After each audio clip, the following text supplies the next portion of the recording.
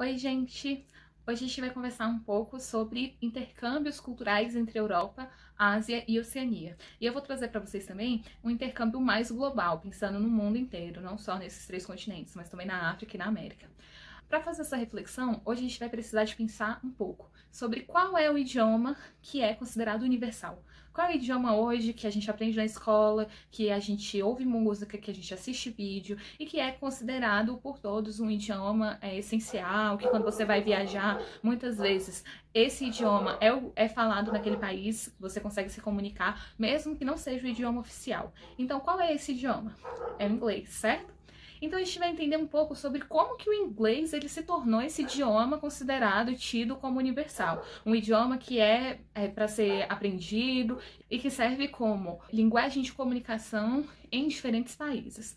E aí, para a gente entender um pouco mais sobre isso, vamos pensar aqui um pouco. Quais são os países hoje que você conhece que tem como idioma oficial o inglês? Estados Unidos? Inglaterra?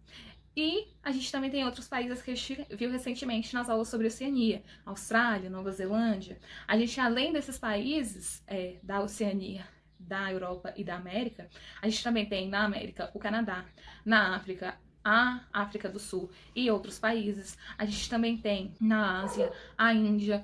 E aí, olhando esse mapa que eu vou colocar aqui agora, a gente consegue observar isso melhor. Esse mapa, ele tá mostrando duas categorias de países que falam inglês.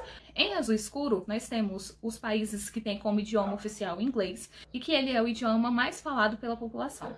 A população majoritariamente fala inglês. E em azul claro, nós temos os países onde o idioma inglês, ele é o idioma oficial do país, mas que ele não é o idioma mais falado. E por que que isso acontece? Porque são países que, mesmo com a imposição colonial do idioma inglês, as línguas nativas conseguiram resistir até o processo de independência desses países e hoje esses idiomas eles ainda são muito falados. Então, o inglês é o idioma, como a gente pode ver nesse mapa, mais falado na Austrália. E por que que o inglês ele vai ser o idioma mais falado na Austrália? Pensei um pouquinho. O idioma inglês ele é o mais falado na Austrália porque a Inglaterra foi o país que colonizou esse território, assim como colonizou outros territórios, como os Estados Unidos, como parte do Canadá, como a África do Sul, como a Índia. Esse processo de colonização, ele implicou um processo de dominação cultural e de imposição da cultura inglesa nesses territórios. Essa imposição se fez a partir da tentativa de aniquilação, de extermínio da cultura local. Então, por exemplo, na Austrália, houve vários processos de genocídio, vou colocar a definição de genocídio aqui, e de etnocídio, também vou colocar a definição de genocídio aqui, dos povos originários australianos. Isso também aconteceu com os povos originários neozelandeses, que foram os Maori. Tanto que durante o final do século XX e o início do século XXI, começou um processo muito importante na Nova Zelândia de recuperação do idioma Maori que estava em extinção. Durante o processo de colonização, os povos originários eles eram proibidos e eles eram punidos ao falar o idioma nativo deles. E eles eram obrigados a falar o inglês como idioma. Isso aconteceu na Austrália, isso aconteceu na Nova Zelândia, isso aconteceu nos Estados Unidos, isso aconteceu no Canadá, isso aconteceu na África do Sul, isso aconteceu na Nigéria e em vários outros territórios. Essa é uma das ferramentas de dominação colonial. É a imposição da cultura e a imposição do idioma como elemento cultural central desse processo. E aí, a partir da imposição do idioma, consegue-se impor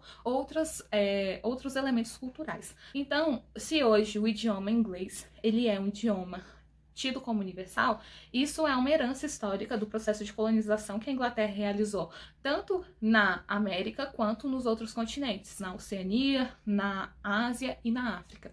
Então é isso, gente, sobre esses intercâmbios culturais. Eu queria falar isso com vocês. É importante a gente refletir sobre esses traços culturais que são tidos como hegemônicos, tá certo? Porque como a gente consegue ver no mapa, tiveram vários povos originários que conseguiram sim resistir a esse processo de colonização, que mantiveram o seu idioma nativo e que ele é o mais falado naquele país até os dias atuais. Mas o processo de colonização ele se deu de maneira diferente e ele, em alguns lugares, ele gerou o extermínio de outros idiomas dos povos originários. Então, esse intercâmbio cultural ele foi um intercâmbio forçado, baseado na violência, tá? E é importante a gente refletir sobre esses processos para que a gente consiga entender o mundo hoje como ele é, tá bom? Então qualquer dúvida, gente, deixem mensagem, mandem mensagem e até o próximo vídeo.